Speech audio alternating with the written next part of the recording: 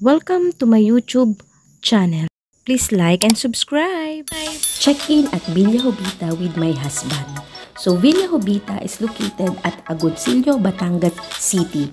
So, pwede po kayo mag-inquire through Facebook para sa mga amenities and for their day tour and night tour.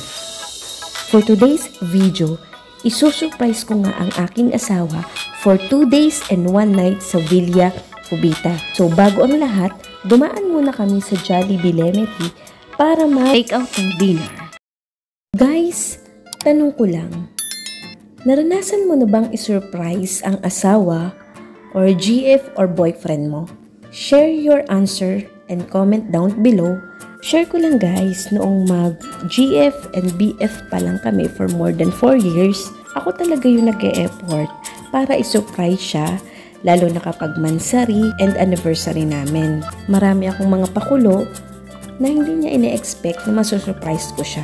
Tulad nito, nagpabook ako for 2 days and 1 night sa Villa Jovita at ang sinabi kong reason sa kanya ay may night swimming kami together with my college friends. At that moment, tanong siya ng tanong sa akin kung saan nga ba kami pupunta.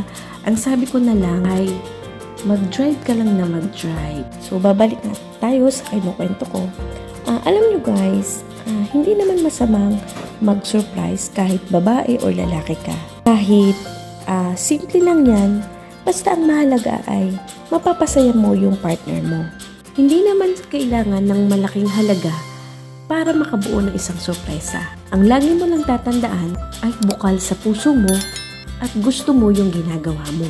Kaya naman guys, hindi pa huli at simulan mo na.